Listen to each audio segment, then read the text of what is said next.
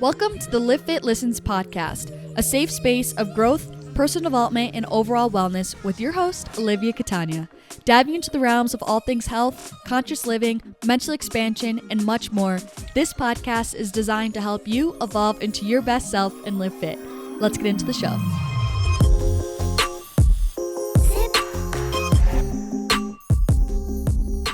Hello, my loves. Welcome back to another episode of the Livfiit Listens podcast. Today, we're on episode 61, which if you're with it, you know that implies that it is another Q&A episode. If you're semi-new, basically I do Q&As like every 10 episodes, and I did the first Q&A on the 11th episode, so now it just has kind of come out to be like every like the 61st episode, 71st episode, etc., etc. You get the pattern.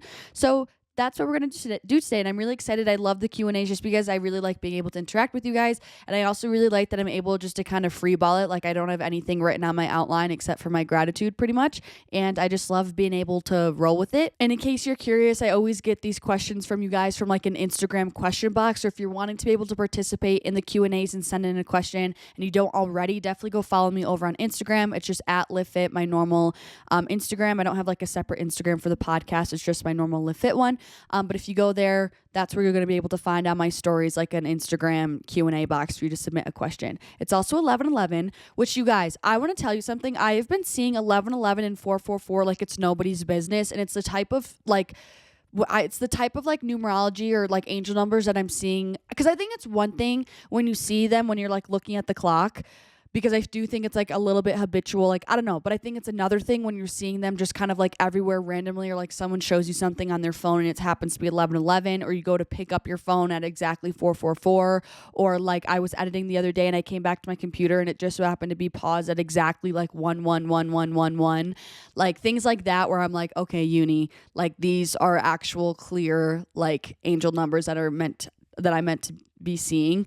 Things like that, it just like blows my mind. Just fun fact. Anyway, for my gratitude for today, I just am feeling really thankful for travel. You guys obviously know I really love traveling, and I just was thinking just this morning about really solidifying travel plans for the year, and I did book one like little mini trip for the beginning of March, which I'm just excited for because I've never been there, and I wasn't really planning on it this year, so I'm excited to go there.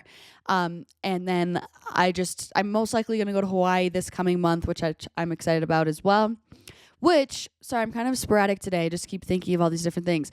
I also this morning had like a really good, thorough journaling session, which it's been a bit since I have done that. And I used it as like kind of a little regrouping to revisit, kind of reflecting and recapping on the month of January. And then I like took a second to reestablish my intentions and goals and directions for the month of February. And I just want to tell you guys that because I highly recommend that you guys do it, because it just was so helpful to kind of like recalibrate and like refocus and kind of revisit those goals that we set for ourselves at the beginning of the year, because obviously I did a whole episode about all these yearly goals, and you know, the real way to actually be able to accomplish them is to make sure that you're revisiting them often. So I think it's really helpful to kind of regroup every month, especially because January didn't go the way that I was kind of expecting or hoped, if you will. I was sick twice. I was trying to help a family member recover from an injury, which was just kind of a lot. So there just was kind of a lot of distractions, and the month like flew by, and I feel like I'm just like getting ready to like get to it and the month's over. So if that's you, if you can relate, I definitely recommend like taking a little second to journal, or just even just write down on a normal piece of paper about kind of reflecting on how January went and then regrouping for the next month to come. So anyways, let's just get into it, because we know these episodes can be a little bit on the lengthier side. So here I am with my iPhone 8 if you're watching on YouTube. All right, question number 1, how to become more confident in your decisions and opinions when others question them. I think this is such a freaking good question, and I was so excited when I read this to answer it. But for me, I have a couple things to say on this. And first of all, just to be very blunt, like this is a huge reason why I personally like to keep a small circle, because you guys all know the saying, it's a very common saying, like you are the sum of the top 5 people that you spend the most time with. And I think that's 100% so accurate and so true.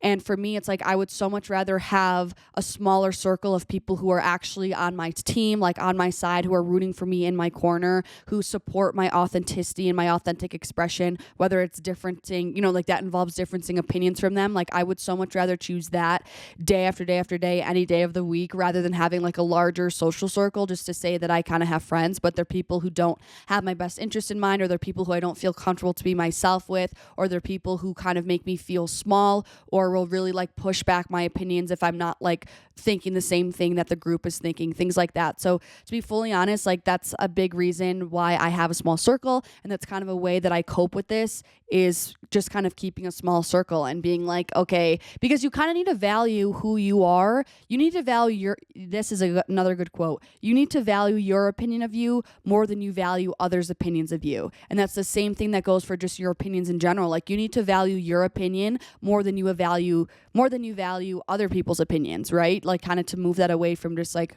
because that quote really directly relates to caring about what other people think.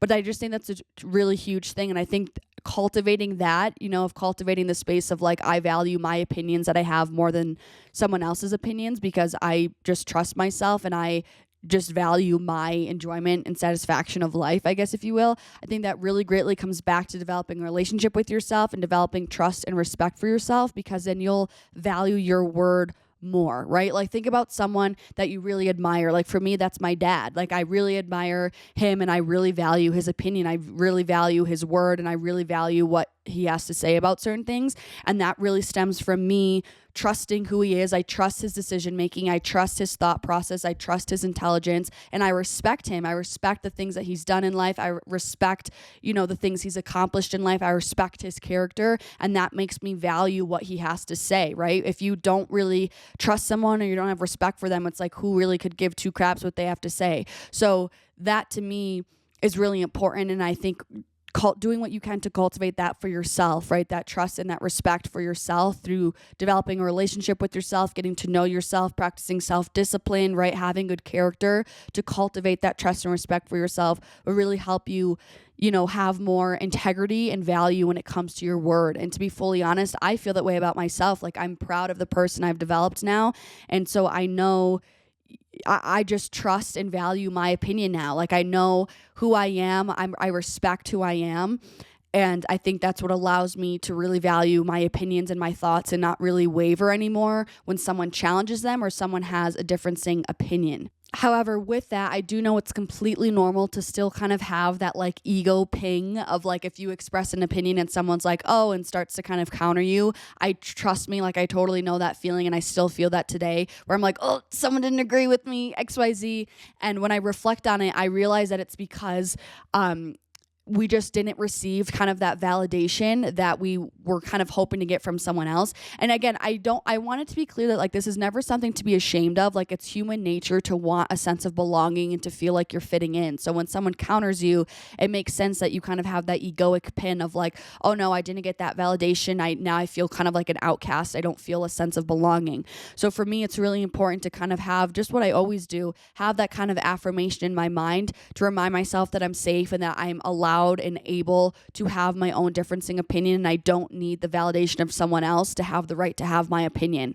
And so I literally will like do that in my head. Like this can even happen in a romantic relationship with a partner, right? Like if you guys don't have to agree on everything, and to be fully honest, I think it's healthy to have differencing opinions, and I think it's very healthy, admirable, and honestly, I think it's super attractive when someone is really sure in their viewpoint, whether it's validated from another one or not, or whether they have support from someone else or not. Like to me, that's really sick that you're so confident and in your authenticity that you don't care if someone validates you or not on your opinion.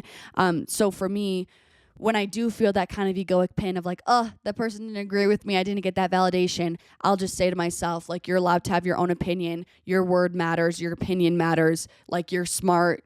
You have this opinion for a reason. And I just kind of will validate myself of like, that's okay that they don't agree. Like, and it can be as simple as that, as your affirmation. Like, it's okay that they don't agree. And just tell yourself that. Like, little things like that help me so much. And I think it really helps me just remind myself to be confident, comfortable in who I am. And I think it's one thing to take what someone has to say, right? If it's like a differencing, because it says how to be more confident in your decisions. So I think it's totally healthy and normal to like talk to someone else to figure out what the right decision is. And, I think it's one thing if they have a good, viewpoint, that's the whole point of talking to someone, to come to a decision. Like, they may help give you a lot of great insight. And that's not to say that you can't change your decision based on them giving you new insight. But I think it's very different from you gaining a newfound perspective from your conversation with them, and you coming to the conclusion with them or without them to change your decision. That's one thing, and I think that's totally okay and healthy. But it's a different thing when you're kind of going against your own gut and what you genuinely think or what you genuinely want to do, simply just to agree with the other person. And I think there's a very fine line there that's different. Okay, next question. How to not get caught up in the I'll be happy when mentality when visualizing your future. I think another amazing question.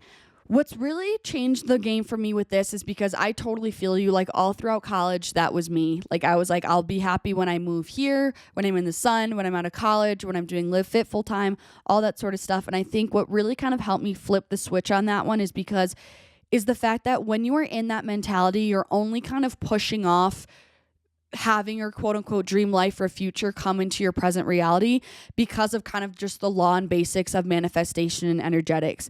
And just to kind of give you a brief synopsis of that, the whole basis of manifestation, right, is to feel the emotion that you are so desperately craving that come with your goals, with achieving your goals, right? Or your future that you're fantasizing about, whether that's joy, gratitude, feeling freedom, feeling accomplished, feeling successful.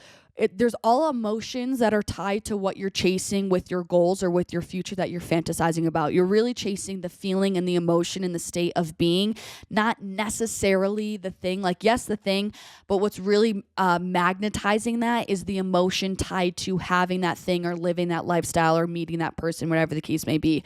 So back to the law of manifestation, the whole point, if you're kind of sitting and marinating in that, like, I'll be happy when mentality, it's only validating and reinforcing the concept that you don't have it, hence why you're not happy now.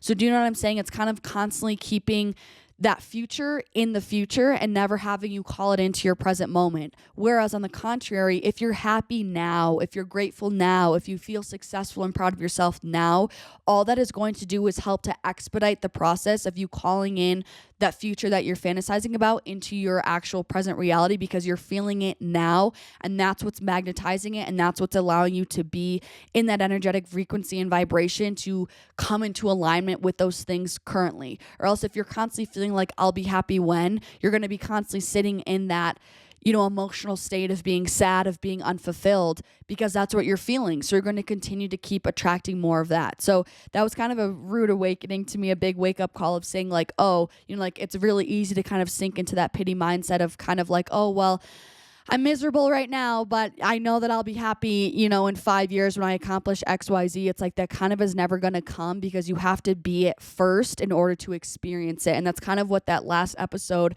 that I spoke about on the podcast, all about embodiment. It's like you need to be and feel and do all the things that you're wanting to in the future. You need to do that now in order to call it in quickly and to actually have it be the dream life that you're experiencing in the present reality, or else it's always going to be something in your distant future.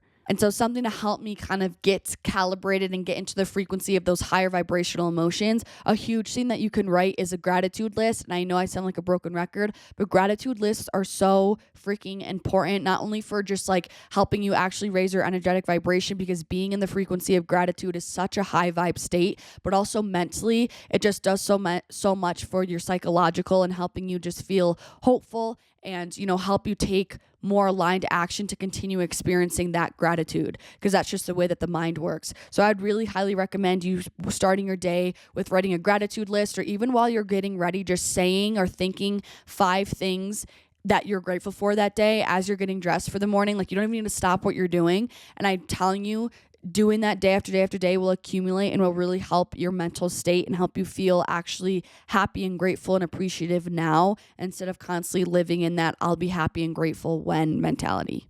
Oh, here's a good one. How to stay positive about life when bad news in the media is constantly being pushed on you. You know what, you guys? I'm going to say something that's very blunt, and not everyone is going to agree with me on this. And I know people are going to be like, you're being ignorant and blah, blah, blah, blah, blah. And the harsh truth is I literally could not care less, because my answer to this question is I literally don't. This is why I'm very, very, very discerning on the media that I consume. I do not watch the news, and I don't ever see myself watching the news. I do not watch it. I don't look at the news app on my phone. I just don't, because they always are pushing negative news to you. There's very few times that they're actually pushing like happy things that are happening in the world, and I don't like it. I think it's super sus, and I think it's just completely just programming us and brainwashing us to keep living in fear and feeling like we have all these problems in the world, and it completely is directly attributing to people's negative perceptions of society. And don't get me wrong, there are problems, there are hardships in the world. I will never deny that, and I know I'm a very, very, very privileged individual. I completely understand that through and through.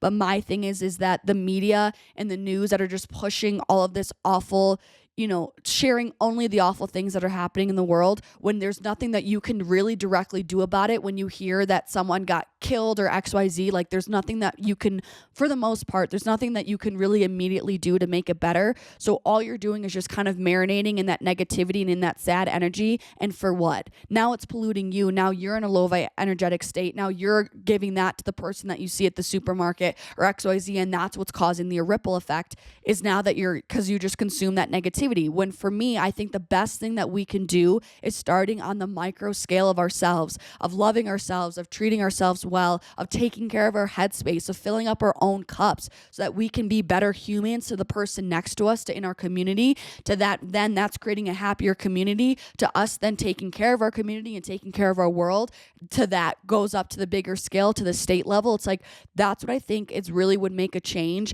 and cause like these ripple effects. And I think it's us kind of spinning our wheels of kind of arguing with each other in a circle of the best way to fix XYZ, when really at the end of the day, I feel like we're constantly looking at the problem, which is creating more problems, as opposed to us just simply being really focused on a solution-based mindset and doing what we can to be happy and prosperous and stay in a really high vibrational state of love. Like that's what I really think, like truly wholeheartedly to my core, is what would change the world. And so I just don't believe there's anything productive with the news. I just don't. I really don't, for the most part. Of course, I'm speaking in generalization here, but I feel really strongly about that, and I just would never, ever, ever consume in my free time the news. It does not add to my life. If anything, it just always makes me feel sad. I feel heavy. I feel icky after watching it. I don't feel like enlightened. I don't feel a higher consciousness. I don't at all, and it really freaks me out. Like when my dad will just kind of have the news on in the background. Absolutely not. Like that to me is just like, I'm not having that just like be in my subconscious mind. So not to really be going a passionate rant about that, but I feel really strongly about it. I don't consume the media. / if someone tries to tell me, like, it's to the point where someone's like, oh my God, did you hear this really bad news of XYZ? And I'm like, cool. Like, I don't want to know it. I don't want to, it's just like, all we're going to do is exchange this. We're both going to be like, oh my God, that is literally terrible. And I can feel the energy of the room like sag, because that was heavy. Like, no shit, we're going to feel, that's going to trigger emotion in us, as it should, like we're human. But so I just don't pay attention to it, to be fully honest. And I'm very mindful of what I consume, down to the movies that I watch, because I do still think that there's, and TV shows, that's why I don't watch a lot of movies and TV shows, because there's a lot of energy wrapped up in the movies and the shows. / they portray, they create, a very potent environment. And for me, a lot of the times it can pollute my energetic space more than it raises it up. So I'm just very discerning and very particular about the media that I consume. So my answer is I stay away from it to stay positive, and I control my thoughts, and I focus on making my current environment and what I can do today the best it could possibly be, and spread as much love and happiness that I can and good energy. And to me, that's what I think my duty is as a human, and that's what I'm going to continue to do. How much weight should you lose per week, every month? A healthy range, or I guess rate to lose weight, is about like 0.5 pound to 1 pound per week, kind of depending on how much body weight that you have to lose, though, body fat. Another way to look at it is about 1% of your body weight. Someone asked, what's your biggest regret in life so far, and have you forgiven yourself for it yet? Love you. I love the way you asked this for some reason, and I'm sending you so much love too. I think the first thing that always comes to mind, because this isn't the first time I've gotten asked this, and a part of me is like, did I answer this in a Q&A? I don't know. But whenever someone asks me this, the first thing that always comes to mind is just my whole college experience, because I just felt so, that's the only thing that comes to mind, because I just felt so unaligned and internally, energetically conflicted throughout my whole college career, because I was so dead set on living the life that I'm living today. And it was so opposite of the life of my present environment at that point in time. And so I just constantly was in a really just conflicted mental and internal and energetic state. So that's the only thing, if I could look back on my life, that I could see myself changing, or like something that was really hard for me that I still made the decision to follow through with, like for example, my parents' divorce was hard, but like I couldn't change, that wasn't up to me. So it's like, that's kind of the only thing that I can think of. But it wasn't really, that was more so a thing between my dad and I, and that's why I ended up going. So I never was really upset with myself. I felt more so upset with my dad, but that was also a very immature stance to have, like especially looking back now. But I never really felt resentment towards myself, even though I definitely could have made, the stronger decision if I really wanted to push back on my dad to go to a different college. However, so to like, I guess thinking about that now, like I 100% forgive myself. I don't feel any sort of resentment towards myself, but I do know I could have made a different decision if I really truly wanted to fight back. However, I don't regret it to the point that I would change what I went through, because I do think that hard time in my life of being so unhappy with my reality really set me up to, it humbled me, first of all. Second of all, it taught me what it really was like to live a life that I wasn't happy with, because I definitely am a very blessed individual. So I think that was a really humbling, expansive experience in a weird way, to know what it feels like to be that unhappy, so that I really can be genuinely really appreciative when I'm here, or when I'm in Hawaii, or when I'm in Tahiti. It's like I know what it feels like to live such a life that I could not stand. That really has brought this newfound appreciation for when I'm in an environment that I really do love. And also, I don't regret it, because I want to change it, I should say, because that was another time that really allowed me to deepen into fitness and into Livfiit, because that was a really big thing that I turned to during that time, because I didn't have a lot of friends and I was so unhappy, and that was like kind of a sense of familiarity for me. And I really turned to it for like a coping mechanism and as an escape during college. And so now, that's one of the huge reasons why fitness will forever mean so much to me, because it was always a constant for me. It certainly make me emotional, but like it was always a constant for me when I was going through really hard times in life. And so, yeah, if I could, I want to go back and change where I went to school, because I really do think it helped me cultivate such a deep, intimate relationship with fitness. And that may sound kind of corny and tacky, but fitness is such a huge portion of my life and a huge gift of my life right now. And I would really hate to not have had such a passionate, emotional, and intimate tie to fitness, where I feel like if I went to another school that I was really happy and I had a lot of friends and XYZ, I wouldn't have nearly developed such a strong, deep-rooted tie to fitness. Next question. If you experienced it, what was your rock bottom? How did you get out? Advice for others to get out. My rock bottom, which I definitely have touched on this, rock bottom for me, I'm saying this mentally, because it's not like, still pretty young. It's not like I've like been out on the streets or anything like that, where like that, endless respect to people who have worked through that.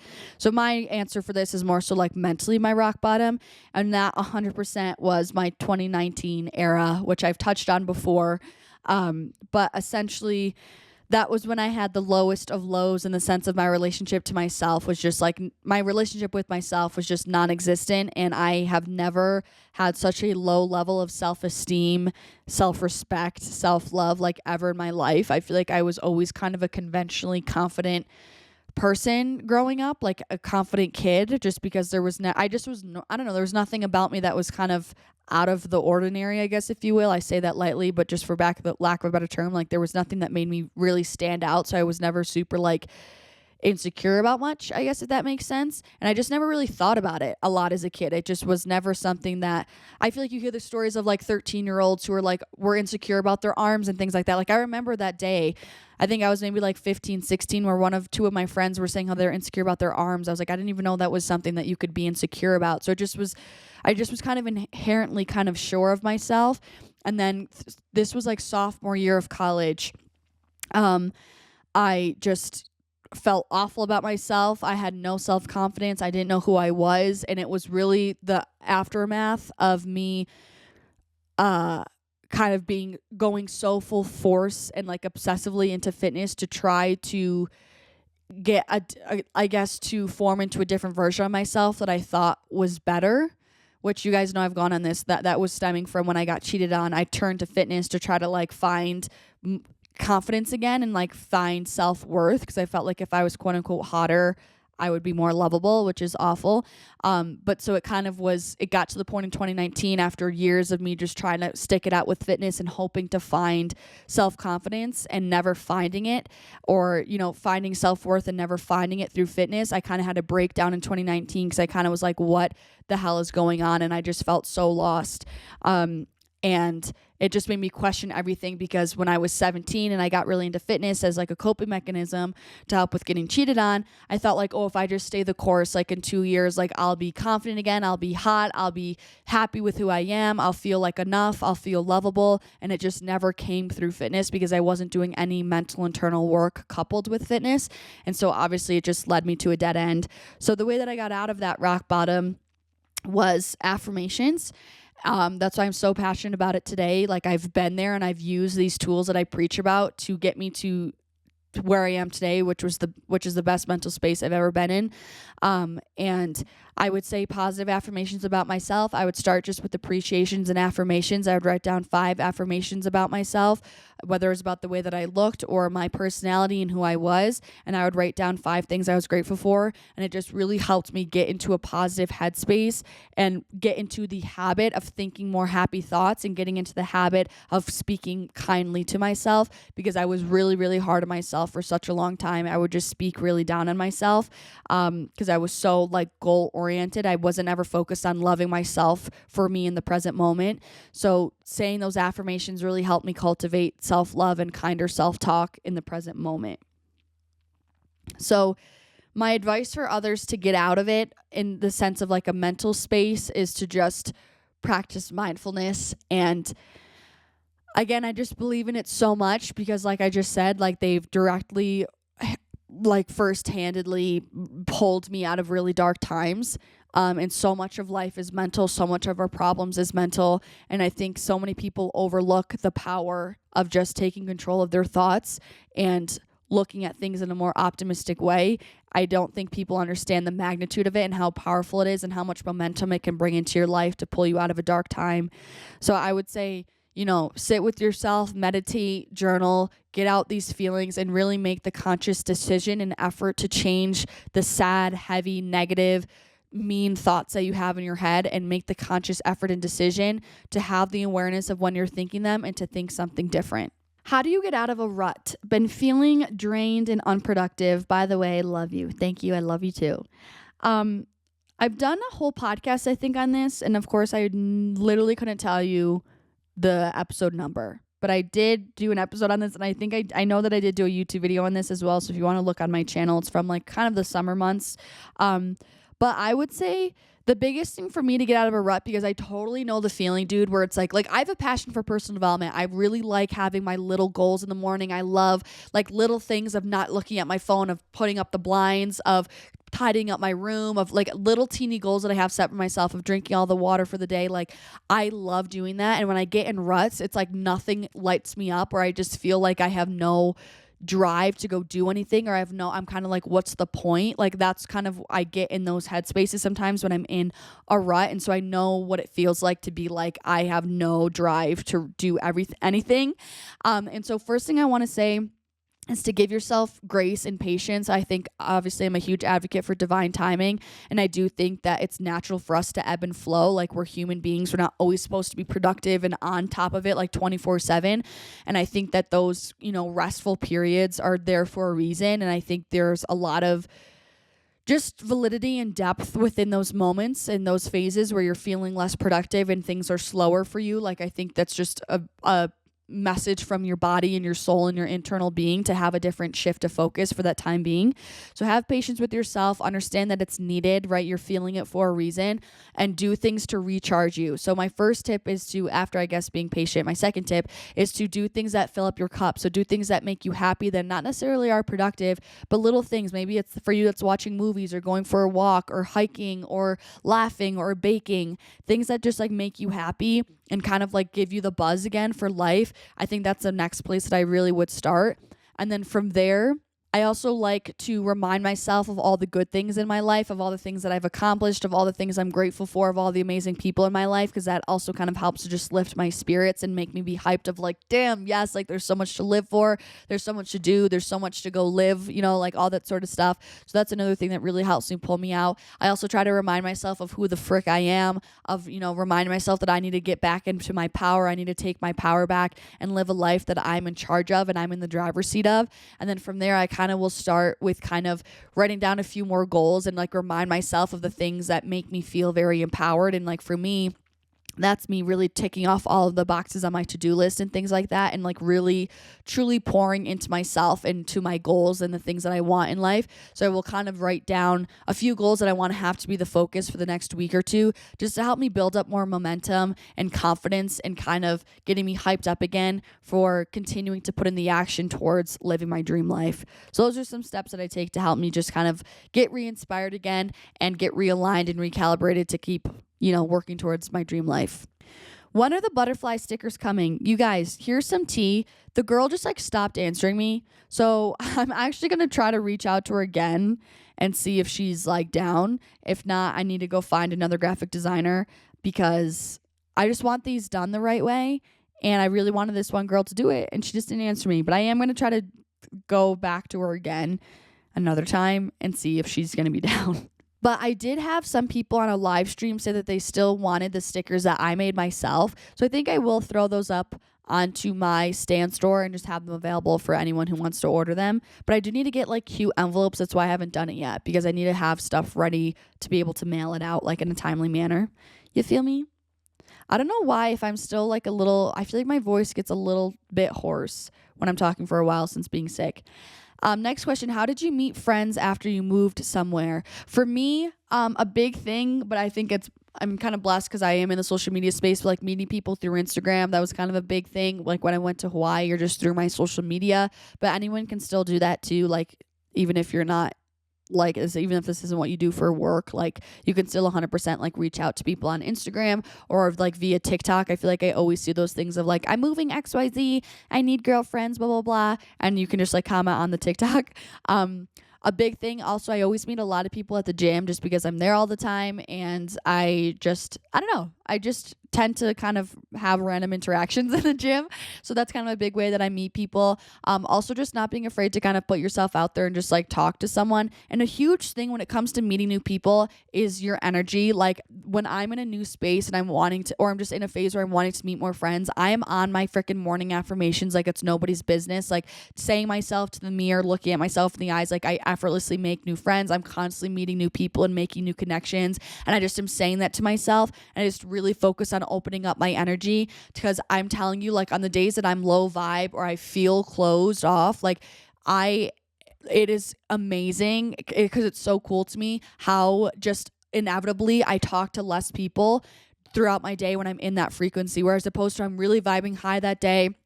I'm feeling really happy. I've opened up my energy. I meditated. I'm connected to my heart space, whatever the case may be.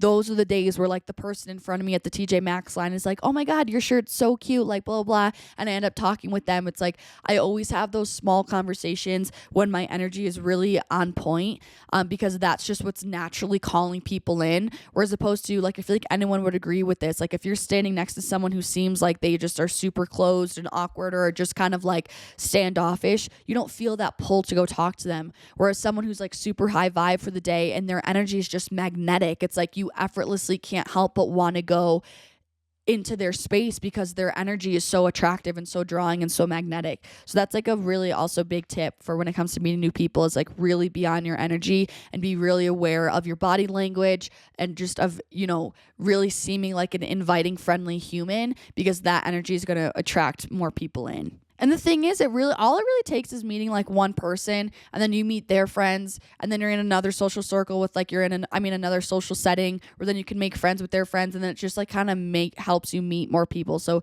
that's my biggest thing that always helped to keep me encouraged, was like, it only takes meeting one person to then be able to find like kind of more friends from there. How will I know I found my highest self as it comes and goes day by day? This is such an interesting question, and I really love the way that you worded it. But for me, a kind of almost a counter, I kind of want to take this a different way, I guess, a different direction. I don't feel like your higher self isn't necessarily something that you like find and keep and like, there, you did it, you put your stake in the ground, like I made it, done. I think your higher self is something that's way more free flowing and infinite, right? It's not something that's like finite that you can kind of find and put it in a box and keep it there, right? Which I think that's what you're getting at when you say as it comes and goes day by day. I think your higher self is an infinite being, entity, spirit, soul that is meant to come and go day by day. So I think, like, I guess for me, speaking from experience, like there's totally phases and periods where I feel super tapped into my higher self. I kind of don't know how to describe it. I want to describe it as like kind of plugging it into an outlet, but I don't really even see it as such like that, but kind of just in the sense where there's days where I feel super tapped in that sense, where I just feel like I'm vibrating at a very high frequency. I can really clearly, you know, here I'm very tapped into my intuition. I feel very calm and sure and rooted and grounded in my energy and who I am. Things are kind of just flowing throughout my day very effortlessly. I don't feel very foggy or scatterbrained. Like those are days where I'm like, yeah, I'm really tapped in and connected to her today. But that's not to say that there's other times, right? Like where I feel like the past few weeks, I haven't been super tapped in, where I felt kind of fuzzy. I've had a hard time kind of sitting down and filming some things. I haven't been speaking as fluently or as effortlessly. And to me, all of those are kind of signs to me that I'm not as tapped into my higher self. So I feel like it's totally okay and normal for that to come and go, with, of course, the intention to have that higher self, that connection be, you know, come rather than going. But I think you will know when life feels a lot more effortless and you feel just very empowered and rooted in who you are at the same time. But with that being said, understand that having phases of being really tapped in and also having phases of not really being tapped in is okay and normal. And I think it's the same thing to compare it, like your spiritual journey to your fitness journey. Like there's times where I feel super excited to go work out. I'm having really great sessions. I'm having really great mind to muscle connections. I'm pushing a lot of weight. I feel really strong. But then there's also periods where I feel super unmotivated. I feel like my mind to muscle connection isn't there. I feel really off. I don't feel inspired. I'm not having good sessions. And it really is the same thing for me with my spirituality. Like I personally, I can't speak for everyone, but I go through phases, right? And even with my meditations, there's periods where I have really vivid meditations and I go so deep when I'm meditating. And other times I'm like, I'm just kind of getting through that 15-minute session. I'm just trying to focus on my breath, but I didn't really get as deep as I have in previous times. So I think it just kind of comes with the territory a little bit. And I think it's something to have grace with, and it's something for you to cherish when that higher self is with you, when you feel really connected, but it's also nothing to beat yourself up with when you're having some more natural distance. Someone said, no offense. When I read that, I was like, oh no, here we go. But they said, no offense, but how do you find the confidence to wear cute matching sets in the gym? Girl, I wear what I want. That's pretty much all that it is. I think I love the way that I dress when I work out, and I think it's so cute, and so I want to wear it. It's kind of like back to that question of like, do you stay confident like in your own decisions and opinions? It's like, I value my opinion more than I value someone else's opinion. It's my life. I'm the one wearing it. If someone else doesn't want to wear it, that's why they're not wearing it. If they don't think it's cute on me, then that's why they didn't choose to wear it or tell someone else to wear it. I think it's cute on me, so I told myself to wear it. You know what I mean? It's like, and I'm very particular. Like, I like my clothes really tight when I'm working out. I don't want them to be in my way when I'm lifting. That's why I don't really wear baggy clothes a lot, and that's a personal preference. And so I dress accordingly to help me perform well, to feel motivated and inspired to go work out. And for me, that's a really cute matching set, specifically Livfiit. Another question, how to improve self-discipline. I did answer this on my Instagram Q&A because I accidentally did these kind of like back to back, but I did want to bring it on here to the podcast as well because someone asked it again. And I think self-discipline is such a beautiful way. I basically said this already on my Instagram story, so sorry if this is repeating, but I think self-discipline is such a beautiful way to cultivate and really develop self-trust with yourself. And if you think about some of the really important components that come with having a healthy relationship, you know, whether it's with a friendship, like a friend, or in your family, or just any loved one or romantic partner, like trust and respect are some huge characteristics of like a really healthy relationship that will stand the test of time. So why would they not be really important characteristics that are, you know, why would they not be really important when it comes to relationship with yourself? And I think that's kind of a really missing piece that people struggle with themselves. Like a lot of the things that people struggle with in terms of self-discipline or things like that, it's like they don't trust themselves and they don't respect themselves, hence why it's so hard for them to keep promises to themselves. So for me, it's like developing self-discipline in some sense is so important to have a really healthy relationship with yourself, because it really allows you to build up trust and respect for yourself. Because it's kind of like when you have a friend and they show up no matter what and they have so much integrity, they say they're going to do something and they do it. Like for me at least, I'm like, damn, I respect the shit out of you. Like you said you're going to do it and you're freaking here. Like that to me means so much to me, and that makes me trust the person more. Like they said they were going to be here at 3 and they're here at 3 and we're doing the thing that they said they were going to do. Like I trust them. So I think to help improve and develop self-discipline, you need to work on developing your trust and respect that you have for yourself.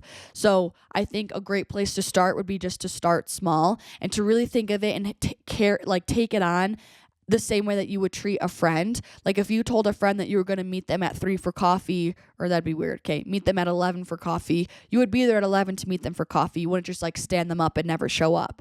And so I think it's kind of having that perspective and that mindset. I always say be your own best friend, like treat yourself like you would treat a friend, and set kind of small little goals. Like maybe make the intention just to set one promise to yourself that day, whether that's just going to the gym at 3 o'clock, setting that promise and following through no matter what, as if you're going to meet a friend there or you told a friend you were going to do it. And if you need to, tell your friend that you said, I told myself I'm going to go to the gym at 3. You better text me at 3:05 to make sure I'm there, to help you stay accountable and things like that, and go just with the same motivation that you're going to follow through for the friend. And then you'll eventually kind of get into that habit, and I think it'll be much easier to eventually keep promises to yourself, because you'll slowly be building and cultivating that self-trust and confidence with yourself that you'll actually follow through with your own word. This is a hard one. This question says, healing your relationship with your food and body while living in a toxic environment. I feel so for the people who are still younger that watch me and are still kind of in their family home life. And I really empathize with you, because I know that so many people have so many different situations for their home life. And I've always been someone who my environment really contributes to my mental health and mental clarity. Like my environment, like physically in nature and also home environment, like plays a really big role in my happiness. So I really feel you on this. And my biggest advice would be to just try to create your own environment in this toxic environment. And I know that sounds so much easier said than done, but even to like little things, and I know this is not going to be able to fully compare, but just to give you some sort of example, like even just last night, I was downstairs and my dad is back again, and he was watching the news, and like I was going to go down and like sit with him and just kind of be with him. And I was like, this to me, I classify that as like something that's toxic for me and not great for my headspace and energetic state. And so I just chose to remove myself from the situation. So I know it's going to depend on people's like family dynamics, but that would be my first advice, is just to remove yourself from toxic situations within your home when you can, to create a safe space for you, whether that's in your room or your basement or whatever the case may be, and try to just make your conscious decision in the effort to remove yourself yourself from situations that don't feel good, / at the very least, affirm to yourself in your mind that you don't need to accept this way of life or this way of thinking. I did that a ton growing up. When I saw toxic things and toxic interactions, I just would have the awareness of saying like, hey, this doesn't feel good to me in my gut. This isn't something that I want to replicate. I don't need to just mindlessly go replicate this and adopt this as my own. I'm going to use this as a learning moment with myself, use this as contrast to know what I don't want and what I don't want to be. And that was a huge thing for me. And I would say, okay, now I know what I don't want to do. So when I'm in this position in the future, I want to handle it in this sense. And I'm telling you, that was like kind of my own little form of therapy growing up. And it really helped me so much. So that's my advice with that. And even I guess within the sense of healing your relationship with your food and your body, like again, try not to take on the opinions of other people in your family or in your home if they have toxic opinions. And again, just affirm to yourself of what your beliefs are, of what you want to choose to believe, because it is a choice, and practice that in your mind as opposed to just blindly taking on other people's opinions and ways of life in your living environment. What do you think about yoga? I love yoga. I also really like Pilates. Have been doing it more often than I have in previous years, but I still would like to do it a little bit more often. But I like yoga. Why would I ever have anything negative to say about yoga? Not a question, but I want to thank you again for being such a light. So thankful the uni guided me to you. Thank you, Liz. I'm saying your name just because I know who you are, and I just want to say thank you, and I appreciate you so much. What should you do if your partner doesn't necessarily put in as much effort? Hot take. This, I think, is a really great question and a really important one. And to be fully honest, I think it depends on what you mean. And second of all, I'm so huge into open communication. And for something like this is something that would kind of accumulate and kind of pile up to the point where like over the long haul, it would cause like deep-rooted issues with you guys because you guys never actually talked about this. Like one day it's going to blow up and you're going to blow up on him and he's going to be like, yo, what's going on? And you're going to be like, really, it's actually stemming from the past 3 months of kind of the compounding effect of me feeling like you're not putting in any effort. So I would say to talk to your partner as early on as possible about this so it doesn't compound and accumulate. And I think your delivery of how you go about this is really important. So for me, I think it's really different for you to go in and be like, you don't care, you're not giving me any attention. I try way harder than you and you're not doing anything, because the last thing you want to do is attack your partner / invalidate their perspective of how they think things are going. Because if I've learned anything, everyone's perspective is so valid and everyone's experiencing a different version of technically the same reality, but in a different way, just based on your perceptions, right? So I 100% would give your partner the benefit of the doubt, and instead of attacking and saying like, I feel like you don't care, I don't feel like you're putting in any effort, instead of doing that, say, hey, just want to talk to you about this. Like, I feel like I've been putting in a lot of effort and I don't necessarily feel like it's always being matched for these reasons, right? Like give them examples and say, I just want to know if this is kind of something that's just in my head and in my perspective. I kind of wanting to know what you think about the situation. If you agree with what I just said, or if you feel like you've, been actually trying to put in more effort and I haven't been acknowledging or I haven't noticed, and have him give you examples. I think that goes so far of giving your partner a second to explain their side of the story, to give them a chance to express themselves, and for you to have the chance to understand and have compassion and put yourself in their shoes to understand, because almost always it's simply a miscommunication thing.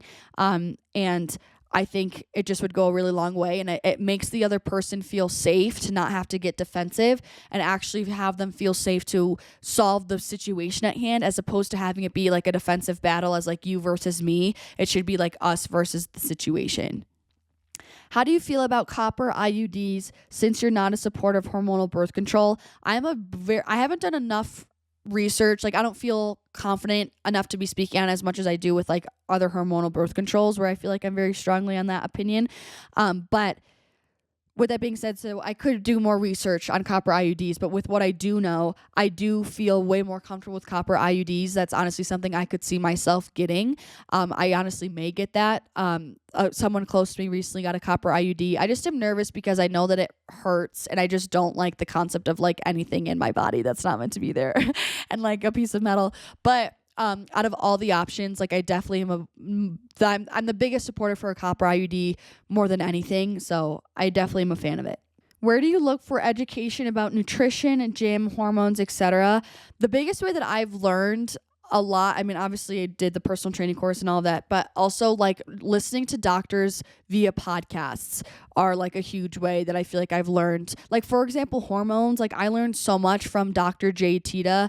I think he's a naturopathic doctor, and he has a podcast called the Next Level Human Podcast. And like, that was a huge thing that I turned to. That's like how I learned so much about female hormones, because he specializes in that. And learning about all that with like getting my period back. So that's like the biggest way, is definitely just listening to like professionals, like listening to their podcasts. Brother is doing big life decisions with girlfriend. Parents and I are not ready to divide as a family yet. I don't know how to cope.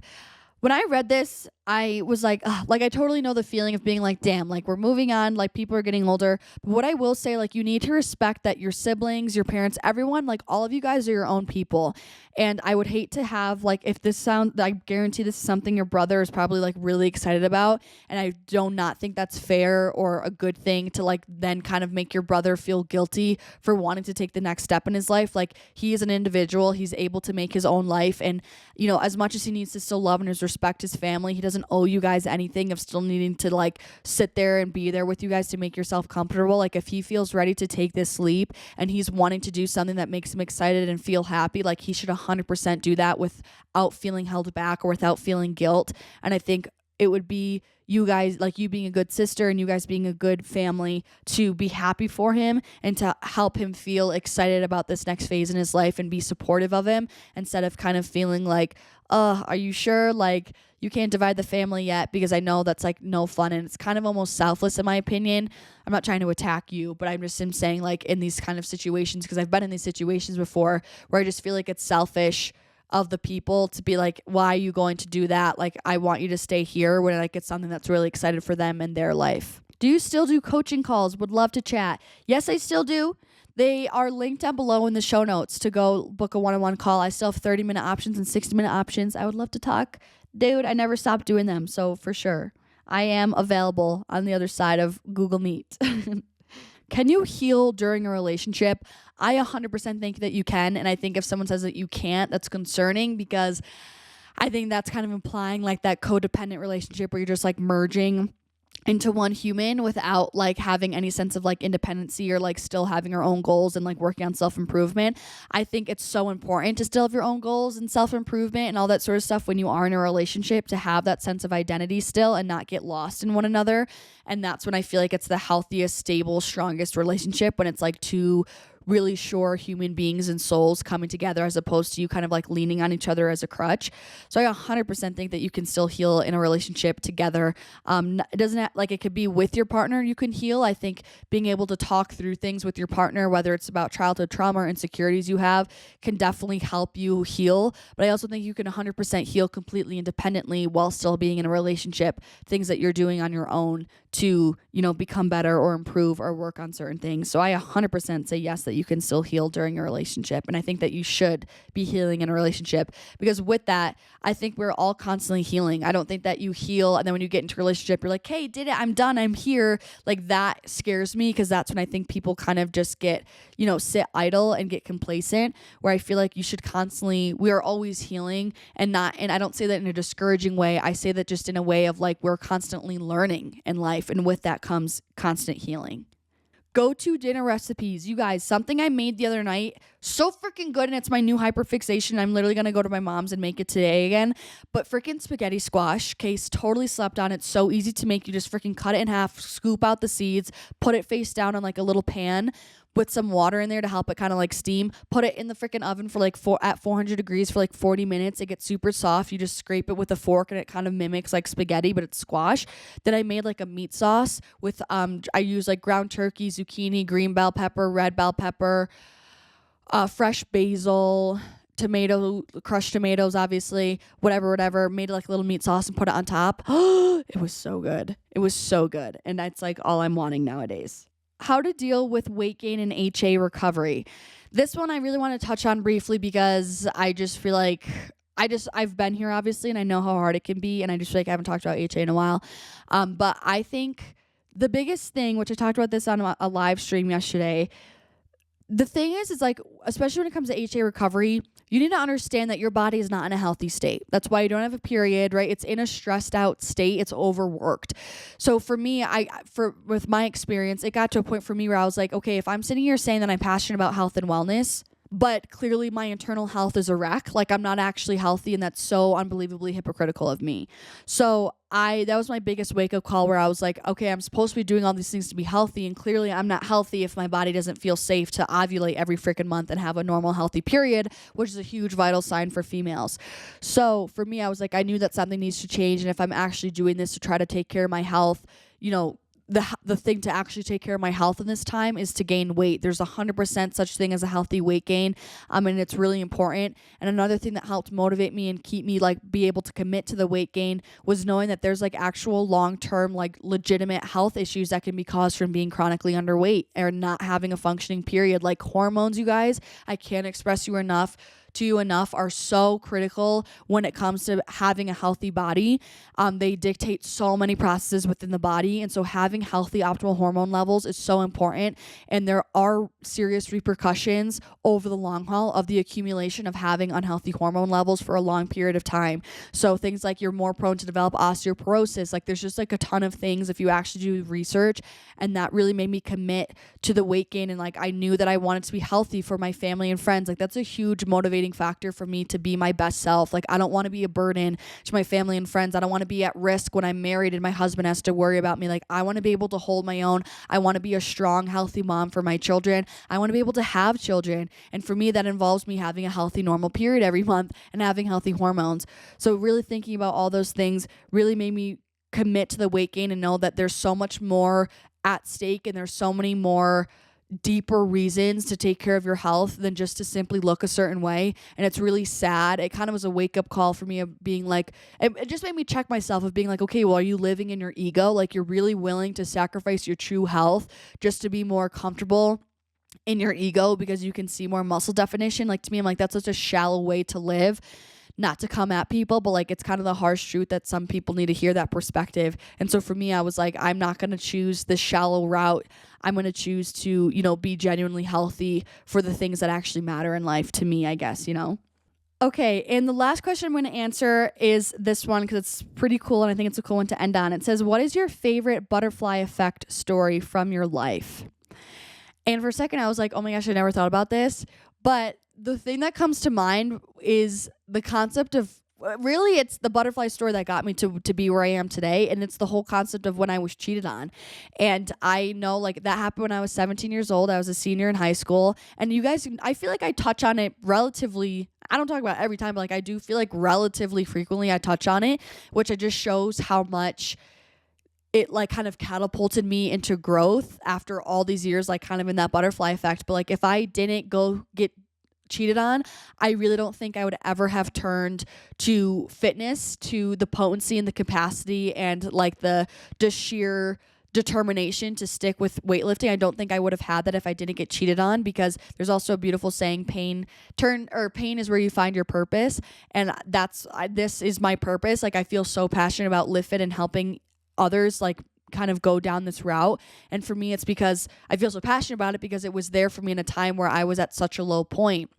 And so if I hadn't gotten cheated on, I would have never turned to weightlifting to try to cultivate confidence. And if I didn't ever try to go find confidence through weightlifting, I would have never hit that mental rock bottom where then I found, affirmations and gratitude, which is now such a huge part of my brand. And if I ever didn't find that, I would have never found the whole world of spirituality. I would have never found my connection to uni. I would have never found any of that. And all of those things are such huge components towards me doing Livfiit now. And so for me, I that's 100% the epitome of a butterfly effect. It's me being cheated on has now led to me helping, hundreds of thousands of people now, impacting their lives at the very least in some sense, doing what I absolutely love, not having a normal corporate 9-to-5 job, working for myself, starting a whole business, and now having a whole lifestyle that I'm preaching that's impacting people's lives for the better. It's and it all came from a little wounded 17-year-old Liv, which is insane. But it really has directly come from that. This brand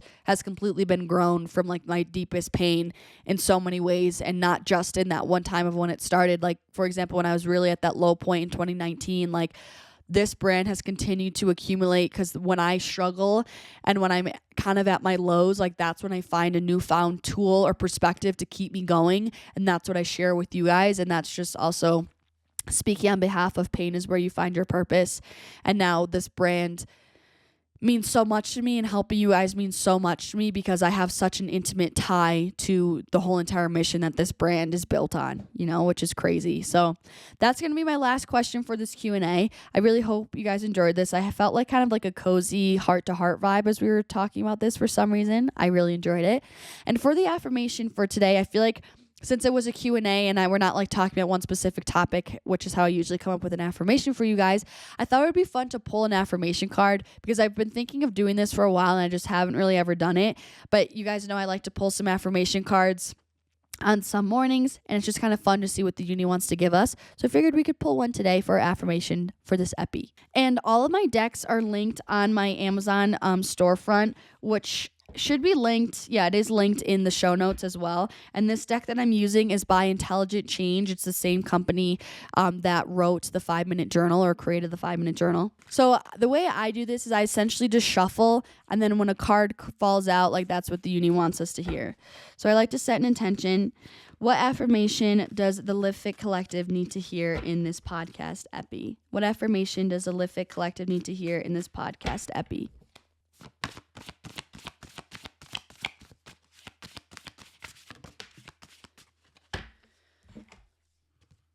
Ooh, this is an interesting one. I really never get this. I think it's so also interesting because when I use cards, like I will, not always, but there are certain cards that I will get quite frequently and certain cards that I really will never see. But then like if someone else uses my deck, they'll get the card that I'm like, oh my God, I didn't even know that was like in that deck. It's just like so cool because I do feel like it's so individualized. So this one says, I listen more than I speak. Kind of ironic because you're all listening to a podcast. I listen more than I speak. Interesting. So maybe some of you guys just need to hear the fact of like, maybe you need to be more of a receptive energy and kind of like just being more thoughtful and just being a little bit more, coming up with a thoughtful kind of response as opposed to like a fiery or emotional reaction. Something like that. I listen more than I speak. Very interesting. All right, you guys, I really hope you guys enjoyed this episode, this little Q&A. Thank you guys so much for everyone who did send in a question. I also just want to remind you guys that there are seats still available in my Costa Rica retreat. I believe there is still one spot available now that has opened up within the first wave. Someone unfortunately had to cancel, and there's about 8 seats in the second wave of the Costa Rica retreat as well. Both of those trip pages are linked down below. I also just want to clarify, I'm always speaking of like what's the current status right now, but the trip page may say something different, but the trip page is what is like the current up-to-date most accurate like seat standing for the retreat. So if I say there's a seat left, but by the time you're listening to this you click on the link and it says it's sold out, then that means someone has already bought a ticket between the time I'm filming this and to when you saw the trip page. So whatever it says on the trip page will give you the accurate current trip standing for seats. But yeah, anyways, if you are enjoying this podcast and you want to show some support completely free to you, I would so appreciate if you guys could leave a 5-star review. It is the best way to support this podcast, and also subscribe to it. I can't tell you enough how much it helps just reach more people and impact more lives. You could also leave a review if you would like to as well, screenshot, share it on your story, all those good things. As I always say, I appreciate you guys' love and support more than you know. I'm sending you so much love, and hopefully I'll see you in the next epi. Peace out.